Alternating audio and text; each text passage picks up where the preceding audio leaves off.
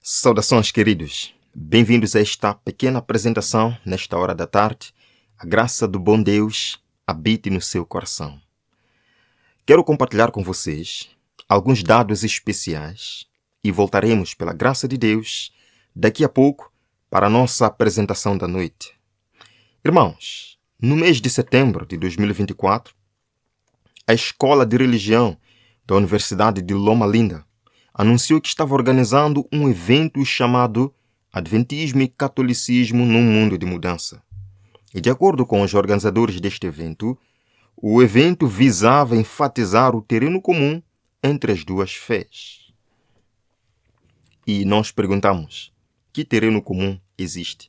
Existe um abismo, irmãos, entre o que os adventistas creem e o que a Igreja Católica crê. Nós não sabemos a razão deste evento e eu imagino quem esteja em frente deste evento. Escutemos um pouco até o que este querido amigo tem falado. For example, for religious liberty, everybody knows that during the Middle Age, the Catholic Church did not live according to that principle. Por exemplo, para a liberdade religiosa, durante a Idade Média, você sabe que a Igreja Católica vivia de acordo com este princípio. But to be fair to the Catholic, it changed in 1965. When they have the Second Vatican Council. Mas para ser justo com os católicos, isso mudou em 1965, quando eles tiveram o Concílio Vaticano II. Because they made a declaration for religious liberty, Pois eles fizeram uma declaração sobre liberdade religiosa. So this is why we cannot slander Catholics just to say, oh no, they are against. É por isso que não podemos caluniar os católicos apenas para dizer não, eles são contra. Yeah, historically, because of the Inquisition and so forth, it was terrible, and the Catholics were not a model. Sim, historicamente, por causa da Inquisição e assim por diante, foi terrível e os católicos não eram um modelo. But that changed in 1965 with the document Dignitatis Humanae, for example. Isso mudou em 1965 com o documento Dignitatis Humanae. Ele já vem falando isto há muito tempo. Oremos por ele, jejuemos por ele, jejuemos pela igreja, oremos pela igreja. Mas graças a Deus, devido a muito protesto dos irmãos, o evento foi cancelado. Vejam que, irmãos, o evento Adventismo e Catolicismo num Mundo de Mudança, previsto para o próximo sábado, 12 de outubro, foi cancelado. Sim, foi cancelado. Glória a Deus que foi cancelado. Queridos, quero compartilhar com vocês algumas passagens. Atentem. Devemos clamar em alta voz e não poupar e mostrar ao povo as suas transgressões. Não devemos encolher-nos e pedir perdão ao mundo por lhes dizer a verdade. Devíamos desprezar a ocultação, a dissimulação. Que fique entendido que os adventistas do sétimo dia não podem fazer compromissos, não podem fazer acordos. Infelizmente, estamos vendo lentamente esta influência entrando no meio de nós. Em nome de Jesus, vamos orar, vamos lutar para que isto não aconteça. Continua, nas nossas opiniões de fé, não deve haver a menor aparência de vacilar. O mundo tem direito de saber o que esperar de nós. A verdade e só a verdade. A profecia, sem vacilar, sem dissimular, sem ocultar a verdade, para parecermos bonzinhos com as pessoas. Nós somos chamados, sim, a amar as pessoas, a respeitar as pessoas, a dar dignidade, justiça às pessoas, mas sem esconder a verdade da palavra de Deus. Queridos, realmente estamos chegando a momentos desafiadores na proclamação das 3 mensagens angélicas. A propósito, neste mês de outubro, está acontecendo uma grande cúpula no Vaticano, ou irá acontecer. Vocês sabem que outubro, principalmente 31 de outubro, celebra a Reforma Protestante, O que é que está acontecendo exatamente neste momento que estamos falando aqui em relação à reforma protestante? Acompanhemos. E agora o Papa ataca novamente, e o alvo é o protestantismo, revogando Lutero.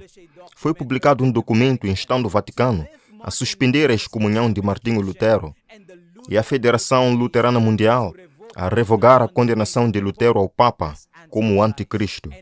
Neste mês de outubro de 2024, durante a cúpula dos bispos, marcada de 3 a 27 de outubro no Vaticano, é revelado o próximo passo de Roma. Espera-se que o Papa Francisco peça perdão pelos pecados da Igreja.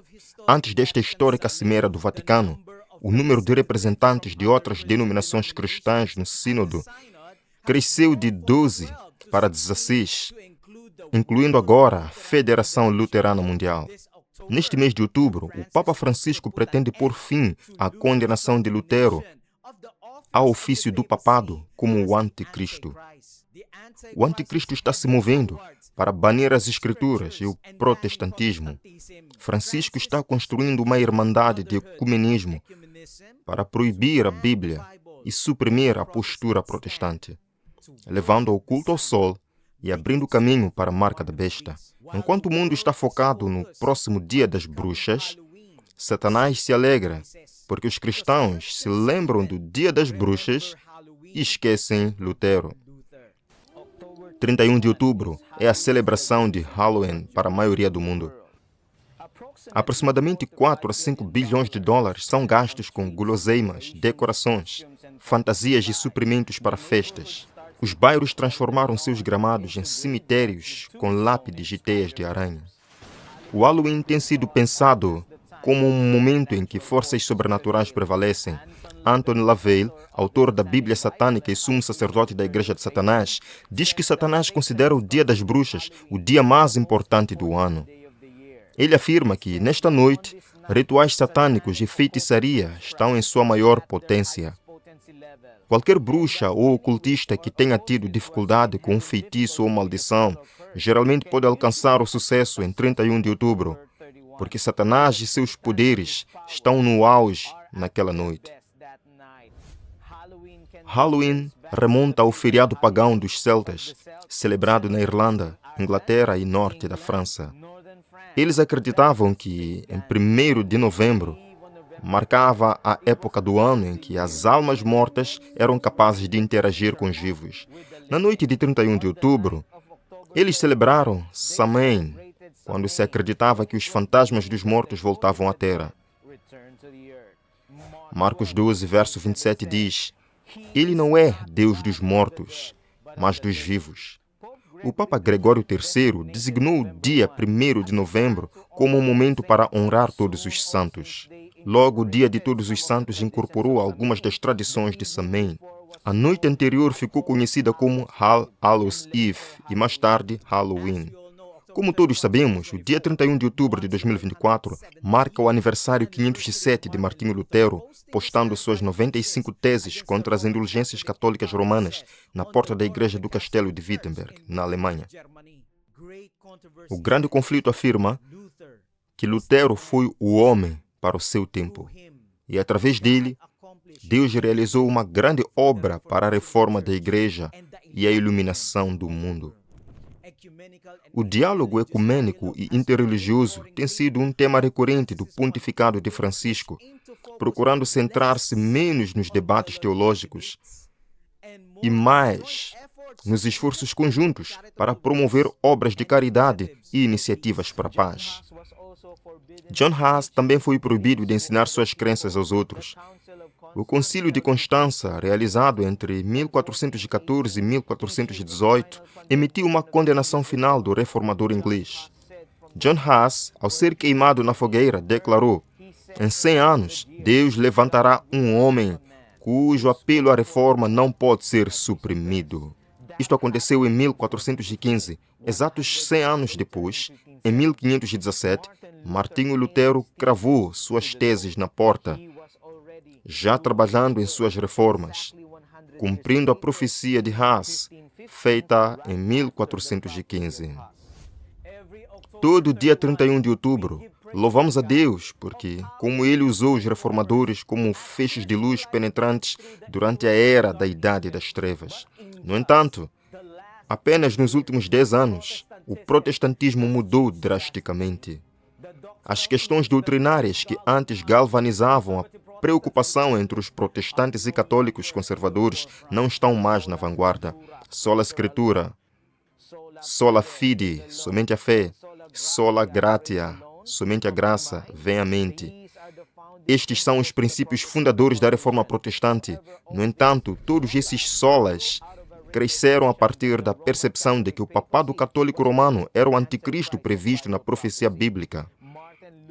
Martinho Lutero escreveu na Spalatin, em 24 de fevereiro de 1520, estou praticamente encurralado e já não posso duvidar que o Papa é realmente o anticristo.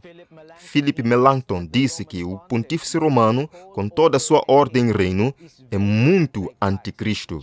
João Calvino, o grande líder da reforma em Genebra, declarou: nego que a sé, o papado, seja apostólica, onde nada se vê senão uma apostasia chocante.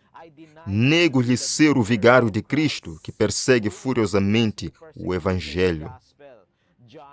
John Knox, o grande líder da reforma na Escócia, também acreditava que o papado era o previsto anticristo de Daniel.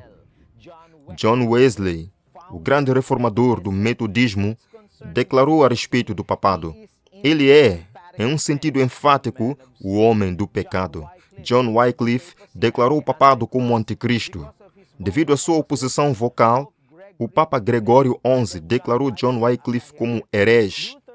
Lutero e outros reformadores protestantes protestaram contra os ensinamentos antibíblicos da Igreja Católica, acreditando que o papado era o anticristo, o chifre pequeno de Daniel 7, o homem do pecado de 2 Tessalonicenses 2, a besta marinha do Apocalipse 13 e a mulher escarlate embriagada com sangue dos santos em Apocalipse 17, 6.